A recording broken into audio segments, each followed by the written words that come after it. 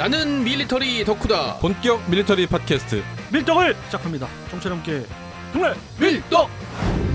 바로 안녕하세요, 박찬준입니다. 안녕하세요, 놀러온 남자 정명섭 정작입니다. 안녕하세요. 월간 플래툰 이준규 기자입니다. 네, 이번 시간 밀떡입니다. 밀떡의 만약의 전쟁사 시간인데요. 역시 만약의 전쟁사 시간이 다가와서 그런지 정명섭 작가님이 내가 주연이다 하듯이 그럼요. 아주 강하게 네, 멘트를 주셨는데요. 그렇죠. 네, 이제 제 거니까 이제 텐션을 끌어올리고 그 다음에 설명을 잘 하려면 사실은 그 뭐 준비도 많이 해야 되겠지만 얘기를 할 준비가 잘 돼 있어야 되더라고요. 아, 네, 그래요? 그렇죠. 그럼 이번에 굉장히 궁금해집니다. 아, 네. 이번 주제는 조선이 메이지 유신보다 더 먼저 개방을 했다면, 정확히는 근대화가 되겠죠. 네. 그러니까 일본보다 먼저 개방을 했다면, 네, 뭐 메이지 유신은 뭐 많이 아시겠지만 간단히 설명드리면 1868년부터 뭐 몇십 년 동안 일본이 추진해왔던 근대화이고요. 이게 동아시아 역사에 어마어마한 여파, 그다음에 또 전 세계적으로 많이 여파를 미쳤죠. 어떻게 보면 동아시아에서 유일하게 근대화에 성공한 국가이자 근대화에 성공하고 이렇게 자기를 핍박하던 쪽에 편에 서서 포함 외교서부터 제국주의 국가를 걷는 나라가 바로 일본이었고, 어떻게 보면 일본이 지금 반성하지 않는 국가가 됐던 것도 메이지 유신 때부터 라고 보시면 될 것 같습니다. 그러니까 1868년에 딱 시작했다고는 하지만 뭐 한 해 두 해 만에 완성됐던 건 아니었고요. 배경 설명을 좀 드리면 일본은 이때 도쿠가와 막부 체제였습니다. 임진왜란 이후에. 도쿠가 이에야스 맞습니다. 말씀하시는 거죠? 울지 않는 새는 울 때까지 기다리는. 네. 그래서 임진왜란의 최종적인 승자 중에 한 명이었죠. 그래서 막부 체제를 열었습니다. 막부 체제가 뭐냐면 지금으로 치면은 전투사령부죠. 그런데 이 전투사령부가 행정부 역할도 하고 입법부 역할도 하고 사법부 역할도 한 거였어요. 무기 든 사람들이. 네, 일왕은 그냥 저 구석에 상징적인 존재로 만들어 놓고, 왜냐하면 이제 무사들이 장악했으니까. 그리고 도쿠가와 막부가 열어서 250년 동안 편안하게 왔다가 한계에 부닥치기 시작해요. 뭐냐? 너무 평화스러웠거든요. 일본과 가장 어울리지 않는 단어는 좀 평화라고 생각하거든요.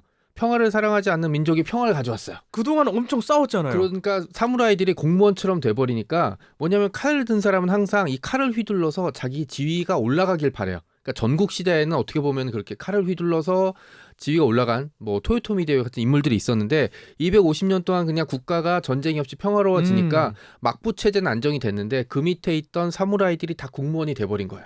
그리고 이제 별다른 외부적인 충격 요인이 없다 보니까 한 19세기 중반쯤 되면 막부 체제가 흔들리기 시작해요. 왜냐면 또 이때쯤 되면 이제 우리로 치면 이항선들이 등장하기 시작해요. 미국, 태평양 건너서 미국, 영국, 다른 나라들의 이항선이 등장해서. 그렇죠.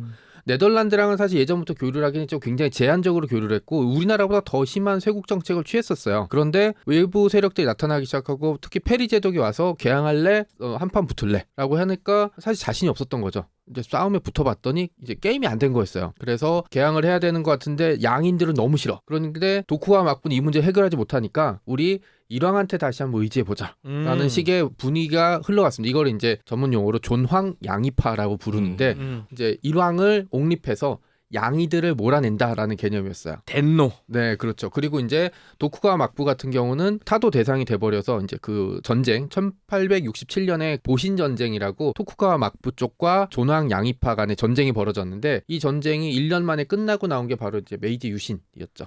라스트 사무라이. 맞습니다. 그게 이제 신센조 얘기도 이제 이때 얘기가 나왔었고 이제 바람의 검심도 이 시대를 배경으로 하고 있거든요. 그러니까 일본이 이렇게 승리하고 근대화에 성공을 하고 나서 그 주변국을 침략하기 시작했죠. 제일 먼저 쳐들어왔던 게 사실 대만이었어요. 1874년인가 6년에 육휴 어민들이 대만에 표류했다 죽으니까 이제 이걸 가지고 이제 대만을 공격하기 시작했던 거니까 옛날부터 준비되어 있던 나라였어요, 일본은.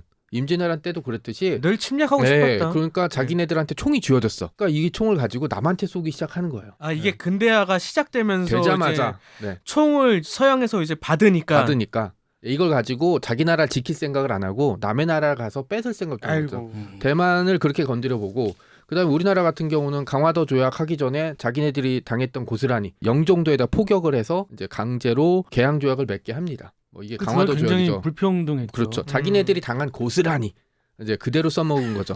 그러니까 이렇게 해서 어떻게 보면 일본이라는 나라는 되게 독특한 게 그런 식으로 자기네들이 받은 피해를 입고 나서 근대화를 하자마자 바로 다른 나라를 침략하기 시작했던 흔히 네, 못된 그런 거죠. 것만 배워가지고 맞습니다. 남한테 썼던 그거네요. 뭐 그런 식으로 해서 결과물은 잘 알려져 있다시피 이제 태평양 전쟁으로 통해서 미국한테 덤벼들었다가 핵무기 2방 맞고 끝장나 버렸는데 자기네들만 결단하면 괜찮은데 이게 또 후폭풍 때문에 우리나라는 두동강이 나버리고 예. 중국의 공산화에도 사실 일본의 침략이 엄청나게 많은 여파를 미쳤어요. 네, 그런 문제도 있고 그다음에 남의 나라를 건드려갖고 다른 나라의 피해는 다 입혀놓고 자기네 나라는 그나마 지금 반성하지 않고 있는 뭐 그렇죠. 그게 이제 메이지 유신이 가지고 있는 여파고요. 이 생각을 하다 보니까 그 생각을 하게 됐습니다. 우리가 메이지 유신보다 먼저 근대화에 성공했다면 이런 거죠. 19세기 보면 우리나라 역사가 사실 19세기 중반부터 좀 안타까워져요. 이제 세도 정치가 이어지면서 예. 국가 전체가 적당한 표현인지 모르겠지만 잔멸한다고 저는 보거든요. 그냥 완전히 이게 국가 체제가 껍데기부터 속까지 다 부서져 버린 거죠. 1800년대. 네, 19세기, 네, 1800년대 이제 정조 임금이 1800년에 돌아가시고 순조가 즉위하면서부터 한 60년 동안 세조 정치가 결정타였어요. 왜냐하면 한 집안이 국가를 운영하다 보니까 국가의 어떤 장기 대책이나 이런 것보다는 왕실 견제하고 자기네 배 채우고 이렇게 되니까 국가가 제대로 돌아갈 리가 없어서 근대화 기반을 쌓았던 가장 중요한 시기에 국가가 아무것도 못했던 거죠. 그렇다고 준비가 안 돼 있었냐? 그건 아니고 자본주의 맹한론이라는 그런 학설이 있어요. 이게 뭐냐면 외부 침략이나 그런 게 없었으면 우리가 19세기 후반에 이미 자본주의로 발전할 수 있었던 여러 가지 요인들이 있었다. 어떤 요인이요? 뭐 예를 들어 화폐 경제가 발달하기 시작했고 화폐. 네, 화폐 경제. 그다음에 실학 중에 북학파라고 해서 청나라를 통해서 들어온 서양의 기술들을 받아들여야 된다라는 예. 그런 주장도 있었고 그다음에 실제로 청나라를 통해서 이제 서양 기술들 뭐 자명종이라든지 뭐 이런 기술들이 들어와서 아예 아무것도 모르진 않았었어요. 저는 거기서 간과할 수 없는 것 중에 하나가 우리 자체의 실용적인 우리가 그렇죠. 만들어내는 실용학파도 있었다는 거예요. 네, 음. 맞습니다. 그러니까 그리고 뭐 광산업이 발달하기 시작하고 사람들이 이제 돈에 대해서 알기 시작하니까 자본주의 체제를 이제 막 받아들이거나 이해하기 시작했던 시점이라고 보고 있는 학설들이 되게 있거든요. 그래서 이걸 그냥 외부 침략이나 이런 요인이 없었으면 자본주의 국가로 발전할 수 있었던 예. 하나의 요인이 있었다라고 이제 좀 보고 있고 만약 이게 성공해서 19세기 중반쯤에 일본인보다 조금이라도 빨리 근대화에 성공했다면 동아시아에서 근대화에 성공한 국가 제일 처음에 한 거 네, 군대의 도입이죠. 서양식 군대. 네. 혹시 일본처럼 네. 외부적으로 침략을 해서 개항을 해야 되는 경우도 있지 않아요? 우리가 이제 역사에서 배웠던 신미양요랑 병인양요가 대표적인 사례인데 프랑스랑 미국은 개항을 하려고 공격을 해왔죠. 자기네 임무를 다 하진 못했어요. 왜냐하면 조선이 버텼으니까. 생각보다 잘 싸웠잖아요. 그렇죠. 병인양요 때는 그 정족산성에서 프랑스군이 근래에 그렇게 깨진 적은 없었어요. 그리고 그 이전에 강화도에서 육지로 상륙하려다가 사상자가 발생한 전투가 또 벌어졌거든요. 네. 문수산성 전투였나? 그리고 광성진 전투로 대표되는 신미양요에서도 교전비는 이제 엄청나게 100대 1 정도 나오긴 했지만 미군이 실패한 게 뭐냐면 탄약을 너무 많이 썼어요. 한 번 전투에 가지고 있던 탄약이 한 40%를 써버렸고요. 그 다음에 조선군의 저항이 너무 거셌던 거예요. 그러니까 가장 잘못 알려진 게 거기서 싸웠던 조선군이 지방 민병대 수준을 알고 있는데 사실 중앙에서 보냈던 오군영의 핵심 병력이었어요. 그러니까 그 전투에서 근데 그렇게 많은 그 피해를 부분은 입죠. 네. 원인과 결과를 저는 좀 다르게 보는데 사실 탄약이 떨어진 이유가 바로 그 후자 이야기하셨던 그 네, 이유 때문에 떨어진 맞습니다. 거지. 너무 인해 전술을 자기들이 했다. 많이 쓰려고 그랬던 건 네, 네. 아니고요. 예. 그리고 그렇게 인명피해가 났는데도 붕괴가 안 됐던 건 사실 잘 싸웠다고 이제 볼 수 있는 부분들이 없지 않아 있겠죠. 그리고 결론을 내려요 미군이 이렇게 한 번 더 전쟁하면 이제 탄약도 없고 이제 물자도 떨어진다라고 근데 생각을 했죠. 그 당시에 그 남북 전쟁이 끝난 직후였기 때문에 맞습니다. 한 번 더 쳐들어올 수 있는 그런 여건이 있지 않았어요? 근데 그 점에 있어서는 예. 일본은 먹을 게 있기 때문에 개항도 하고 예. 자기들이 그 집중적으로 관리를 하려고 했지만 조선 그 당시 조선을 봤을 때는 먹을 게 없는 땅, 뭔가 나올 게 없는 땅 이렇게 본 거죠. 근데 영국이 그러면은 좀 더 네. 목적이라든지 그런 러시아 견제라든지 그것 때문에 아무래도 영국 쪽에 저는 좀 실리거든요. 맞습니다. 지금. 영국 같은 경우는 거문도 점령 사건에서 알 수 있듯이 러시아의 남하 특히 이제 항구를 얻는 걸 어떻게든 막고 싶어 했거든요. 그래서 이제 연해주를 러시아 제국이 차지하고 나서 블라디보스톡을 만들고 날 때 가장 강경하게 반응을 보였던 것도 어떻게 보면은 이제 영국이었고 그게 연장선상 이제 거문도 점령 사건이라고 볼 수 있거든요. 그러니까는 영국이 이제 그레이트 게임을 벌이면서 러시아가 바다로 나오는 걸 막고 싶어 했는데 예. 거기에 대한 가장 대표적인 결과물이 1902년에 맺었던 영일동맹이었어요. 이게 일본의 성장에 정말 큰 영향을 줬거든요. 예. 그러니까 영국은 다른 국가와 동맹을 맺지 않아요. 원래 원칙이었습니다. 예, 왜냐하면 자기네들의 점령을 하지 네. 위에 서지 같이 맞습니다. 동등하게 서진 않죠. 맞습니다. 유럽에서는 만약에 나폴레옹이 막 날뛴다 이러면 뭐 다른 나라랑 손잡고 지원을 해주는 식으로 이제 플레이어를 했지 직접 나서진 않았는데 아시아에서는 너무 멀어요. 영국에서. 그다음에 투사할 수 있는 병력도 적고 지켜야 될 땐 너무 많고 그렇기 때문에 태평양 지역으로 러시아가 진출하는 걸 막기 위해서 자기는 파트너가 필요한 거였죠. 그 네. 파트너가 바로 일본이었었는데 우리가 먼저 대리인을 내세운 그렇죠. 거죠.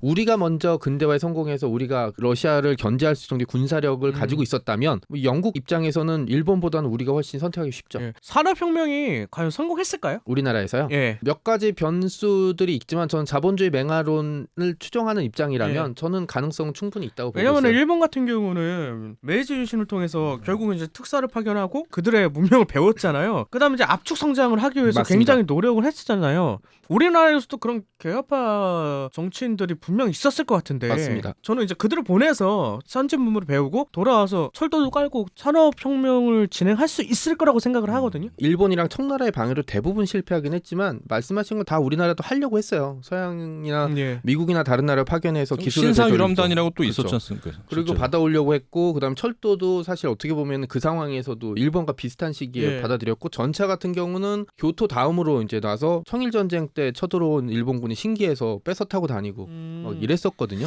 산업혁명이 있으면 자본주의는 저는 따라온다라고 보거든요. 그렇죠. 그리고 네. 이제 화폐 경제가 그 시기 되면은 이제 뭐 상평통보를 비롯해서 이제 화폐라는 개념이 잡히기가 되게 어려워요. 돈이라는 개념이 사실 눈에 보이진 않고 이제 수많은 사람의 합의에 의해서였기 때문에 잘 알려져 있지 않지만 조선 초기에 예. 그 저화라고 하는 종이 지폐를 유통하려고 엄청 노력했어요. 태종이랑 세종 때 화폐 시장에서 배들을 다 걷어서 쪼개버리고 저화만 쓰게 하고 이렇게 했는데 그래도 실패했거든요. 왜냐하면 태종이나 세종조차도 화폐나 화폐 경제에 대한 개념이 없었기 때문에. 근데 19세기 정도 되면은 사람들이 시장에서 알아서 돈이 유통되기 시작해요. 근데 저는 가능성 측면에서 김 PD님이 얘기하셔서 이제 제 의견을 이 주제를 사실 그럼요. 고민을 네네. 많이 해봤어요. 네. 근데 아무리 생각을 해봐도 개인적으로는 근대화를 더 먼저 우리가 할 수 있는 계기가 있었을까라는 걸 봤을 때 현실에 부딪혔어요. 단 이건 생각해봤어요. 근대화라는 거는 시기가 중요한 게 아니다라고 나는 봤고 그 당시 그 조선 한민족이 에너지가 있잖아요. 시가 그럼요. 있고 네. 한번 으쌰으쌰 하면은 그냥 확 한번 번지는 네. 그런 것도 있고 그런 측면에서 봤을 때 자꾸 동학 농민혁명이 네. 정말 걸려요. 네. 그래서 그 당시 정말 계기가 됐던 것 중에 하나는 동학 농민운동만 성공을 했다면 크게 성공했더라면 근대화가 아무리 뭐 일본에 비해서 메이지 유신에 비해서 20년 30년이 뒤졌어도 우리가 더 따라잡을 수 있지 않았을까 하는 생각도 들어요. 저도 같은 생각이에요. 1894년에 그렇습니다. 동학농민운동이 일어났잖아요. 전 충분히 그렇게 될 거라고 보거든요. 그리고 일본에는 어찌됐건 간에 개화가 지금 안 된 상황이라고 지금 그리고 이렇게 설정을 했을 때 만에 하나 이 일본의 메이지 유신보다 먼저 가려면 우리가 어찌됐든 왕 중심의 어떤 그럼요. 그런 사회를 타파할 수 있는 계기가 역사 속에 뭐라도 있었어야 되는데 그 부분을 찾기가 어려웠던 거죠. 정조만 하더라도 개혁군주라고 알려져 있지만 사실 우리가 입장에서 봤을 땐 이런 근대화 입장에서 봤을 때는 근대화라 보기에는 어려운 말이에요. 그래서 역사학자들이 많이 얘기하는 게 전근대화 이야기를 좀 하죠. 근데 이제 정조 시기는 아니고 정조 승하 다음에 좀 상징적인 조치가 하나 취해져요. 뭐냐면 이제 공노비가 혁파되거든요. 그 근데 부분도 있을 수 있죠. 그 부분은 사실은 뭐 순조가 했다기보다는 정조 때 이미 준비됐던 정책이 그렇죠. 취해졌다고 보고 공노비가 혁파됐던 거는 어떻게 보면은 우리가 조선 후기에 머슴이라고 부르잖아요. 예. 머슴은 사실은 노비가 아니에요. 임가금 노동자고 이게 자본주의 국가로 간 첫 번째가 신분제도의 타파라고 하면 그게 서서히 맞아요. 부서지고 있는 거죠. 조선식 노예 해방이네요. 진짜. 그렇죠. 저도 같은 생각을 하는 게 서양 문물이 어찌됐건 이제 들어와서 이제 개입을 하기 시작하면은 입헌군주적 헌법보다는 전제군주적 헌법으로 그냥 일단은 진행이 될 것 같아요. 일본처럼. 예. 그러면은 결국 의무라는 게 생기잖아요. 병역. 네. 그다음에 교육, 그다음에 납세. 이게 이 또 세 개가 중요한 게 결국 생기니까 시민 사회로의 변화를 또 맞습니다. 얘기해야 그죠? 되거든요. 의회가 생기고. 네. 결국 그렇게 진행이 될 건데 그렇게 되면 전체적으로 서양과 좀 비슷하게 흘러갈 거라고 생각을 하거든요. 근데 이게 만약에라는 부분이 어려운 게 그 부분이 있는 것 같아요. 왜냐하면 사람들이 현실을 벗어나지 못하니까 조선이 어떻게 개화를 할 수 있겠냐, 일본보다 먼저라고는 얘기하지만 뭐 그 부분은 사실은 이 전제가 틀린 거니까 빼고 말씀하신 대로 근대 국가의 가장 중요한 부분이 개인의 권리거든요. 개인의 권리가 어디에서 나오냐면 나의 권리를 주장하는 데서부터 시작이 되는데 병역, 세금 뭐 이런 이제 권리 이제 의무들이 주어지게 되면서 반대급부로 이제 권리에 대해 생각을 하게 되죠. 그러면서 저는 만약에 19세기 중반쯤에 이제 근대화가 시작이 돼서 성공한다면 동학농민혁명 운동이 발생할지 안 발생할지 모르겠지만 그 시기쯤 되면 한 세대 정도 지나면 사람들이 이제 서구식 근대 민주주의에 대한 예. 이해들을 하기 시작할 거고 저는 20세기는 안 넘겼을 것 같아요. 그리고 제대로 된 군대가 어느 정도는 좀 있을 것 같아요. 그렇죠. 그리고 왜냐하면 서양 문물을 받고 그다음에 총칼이라든지 이런 것들을 사용할 수 있는. 네, 그리고 대한제국이 만들어졌을 때 가장 신경을 썼던 개혁 부분이 이제 군대 부분이었고요. 이제 무장이라든지 이런 것 자체는 일본보다는 많이 뒤처지긴 했지만 그 상황에서도 군대 양성하는 문제는 네. 뭐 큰 어려움은 없었어요. 단지 이제 예산을 너무 많이 잡아먹어서 그렇지. 이런 네. 측면이죠. 지금 현대로 봤을 때는 그게 상상이 안 가지만 그 시대를 봤을 때의 무기 체계라는 거의 격차는 그럼요. 그리 많지는 않았어요. 그렇다면은 저는 계속 그렇게 보는 건데 말씀대로 근대화가 더 먼저 됐든 아니면 시기가 중요하지 않아서 나중에 됐든 우리의 빠르게 받아들이는 DNA와 함께 네. 그 시너지 효과가 있어서 군대가 양성이 됐다면 제대로 된 공세가 양성이 됐다면 결국 식민지가 되는 경우는 거는 벗어났을 것이다. 벗어났고 모든 역사가 바뀌었겠죠. 저는 받고 분단도 네. 당연히 없을 거라고 네. 보고 있어요. 그리고 저는 대한민국과 영국이 동맹을 맺는다는 또 가정을 네. 하면은 왜냐면 일본이 그렇게 네. 맺었었으니까 그렇게 되면 1차 세계대전까지 뭔가 영향이 있지 않을까 그렇게 그렇죠. 생각하거든요. 네. 영일 동맹의 여파로 인해서 일본이 제1차 세계대전 때 이제 연합국 편에 연합국으로 들어갔죠. 참전을 네. 했죠. 근데 저는 그렇게 될 것 같고 문제는 이제 2차 세계대전일 것 같은데 이때 되면 일본은 불만이 가득 차 있겠죠. 뭐 조선도 침략 못하고 대만이나 이제 고작 먹었으면 일본의 성정상 가만히 있지는 못했을 겁니다. 네, 그렇게 되면은 우리나라와 영국 그다음 미국과 반대편에 섰겠죠. 그렇게 그리고 되면은 군사적인 측면에서도 사실 독일 네. 모델을 채택을 했잖아요. 일본 네. 같은 경우는. 맞습니다. 거기에 대한 뭐 성장 동력도 그렇고 네, 아무래도 독일과 맞습니다. 뭔가 커넥션이 있지 않을까. 실제로 2차 세계대전 때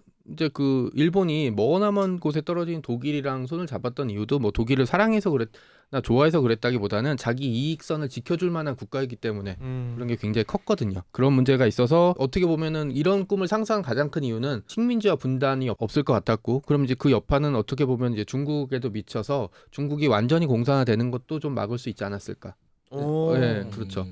그런 것도 해서 뭐 중국이 공산화가 다 안 됐거나 아니면 절반처럼 분단이 됐다면 동남아시아의 공산화도 불가능했죠. 중국의 공산화는 별로 그렇게 생각해 보지도 못했고 그렇게 그거에 대한 영향이 없고 결국은 우리가 근대화를 빨리 했든 뭐 했든 이루어 놨을 때 밀리터리 입장에서 가장 또 한 축의 하나인 해군력이 맞습니다.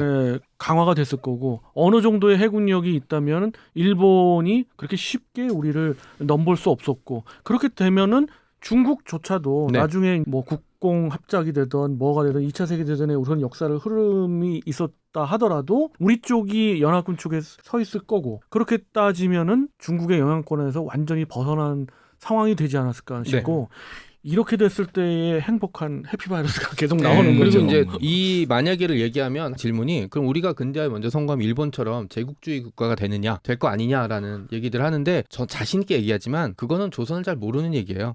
일본이 제국주의 국가가 됐던 결정적인 이유는 두 가지였어요. 하나는 사무라이들이 습성을 못 버린 거죠. 칼을 그냥 총으로 바꾼 것뿐이에요. 그렇죠. 네, 그리고 또 하나는 일본 내각에서 군대를 통제 못했어요. 자, 어떤 조직을 통제하려면 두 가지가 있어야 돼요. 인사권, 예산권. 그래서 지금도 어떤 조직을 만들 때 그걸 가장 중점적으로 견제하는데 일본 내각은 일본 육군과 해군 모두 통제할 수 있거나 견제할 수 있는 수단이 없었어요. 그러니까 예산을 확 줄여버릴 수도 없고 그러면 제일 먼저 수상이 죽기 시작하거든요. 정치인들을 실제로 죽이기 엄청 시작하니까. 암살당했죠 일본은. 그분들의 그런 논리에 가장 반론을 제기할 수 있는 것 중에 하나가 그럼 군대화된 국가는 전부 제국주의로 갔느냐? 그건 아니거든요. 아니잖아요. 네. 그리고 아닌 나라들도 많고. 그리고 일본처럼 군대가 폭주한 나라도 없었어요. 그건 민족성 따라가는 것 같아요. 그거는. 또 하나가 얘기했듯이 그렇게 통제를 못하니까 군대 내부에서 뭔가 움직임이 있었을 때 아무것도 못하는 거죠. 견제 수단이 없으니까 예산을 줄이지도 못하고 그 다음에 육해군에서 이제 내각에 참여했다가 그냥 간단해요. 장관들이 사퇴해버리면 그 내각 붕괴돼 버려요. 대통령제 같은 경우는 대통령 임기가 보장되기 때문에 장관이 그만두면 다른 장관 임명하면 되지만 영국식 내각제는 불신임을 받게 되면은 재선거를 해야 되기 때문에 오히려 군대가 민간 조직을 통제해야 되는 지금 그런 상황이 되는 영국 거죠. 상황에 지금 총리가 사임하고 지금 장관들도 다 주사임하면서 난리가 났죠. 딱그 그런 게 상황이죠. 이제 의회 민주주의의 이제 약점 중에 하나고 조선이란 나라는 사실 문민 통제가 엄청 잘 돼 있던 국가였었어요. 국왕조차도 자기 직접 영역으로 움직일 수 있는 군대 수가 굉장히 한정돼 있었거든요. 그리고 어쨌든 문반 위주 통제권을 가지고 있던 국가였기 때문에 군대가 이제 뭐 서구화됐고 근대화돼서 막 양성이 됐다고 해도 문민 통제에서 벗어날 가능성은 없고요. 근대화 성공했다고 해도 덩치 큰 청나라 옆에 있고 예. 승냥이 같은 일본이 버티고 있고 저 북쪽에는 또 소련이 있고 어디 진출할 데가 없어요. 한반도 리스크가 후덜덜하죠. 그게. 그러니까 제 생각에는 식민지를 만약에 만들어도 네. 저기 아프리카나 뭐 아프리카를 이런 데 어떻게 가? 그러니까 이런 데로 만들 또 뭐 남태평양이나 이런 데로만 돼야 되는 거고 저는 그래서 주변국을 마구잡이로 침략하고 뭐 난징에서 막 30만을 죽이고도 죽인 적이 없네 이렇게 제일 무서운 게 죄를 저지르고 반성을 안 하는 게 제일 큰 문제거든요. 우리나라 같은 경우는 어딜 쳐들어가진 않았을 것 같아요, 진짜. 일본 같으면 해도 식량으로 자급자족이 됐고 그렇게 근대화가 되면서 힘을 길러지니까 무역을 하다 보니까 더 많은 이득을 취하고 그러니까 전형적인 그 제국주의로 흘러가잖아요. 다른 나라들도 그랬는데 우리는 좀 달랐을 것 같아요. 우리는 일단 자원부터가 없어. 그렇기 때문에 뭐 어딜 침략해본들 침략할 데도 없고 여러 가지 조건 때문에 우리는 제국주의로까지 흘러가지 잘 않았을까. 해봤자 동북 삼성 지역 정도 여기도 뭐 유지할 수 있는 건 좀 다른 문제라서 그리고 네. 또 하나 만약 더 빨리 근대화하는 그 계기가 밑으로부터의 어떤 혁명에 의해서 사상적 변화로 근대화가 이루어졌다면 더더군다나 심각한 제국주의로 흐르지는 않았지 않았을까. 그리고 아무래도 영국, 미국 이런 지원들이 꽤 있지 맞습니다. 않을까. 러시아를 견제하기 위한, 소련을 견제하기 위한. 그렇죠. 지정학적으로 우리는 네. 굉장히 중요한 데 있기 때문에 그런 국가들이 자국의 이익을 위해서 서로 주고받는 게 있었겠죠. 그렇죠. 러시아 입장에서는 블라디보스토크 굉장히 중요하거든요. 예. 그 블라디보스토크라는 뜻이 동방의 왕이라는 뜻으로 굉장히 중요하게 생각했어요.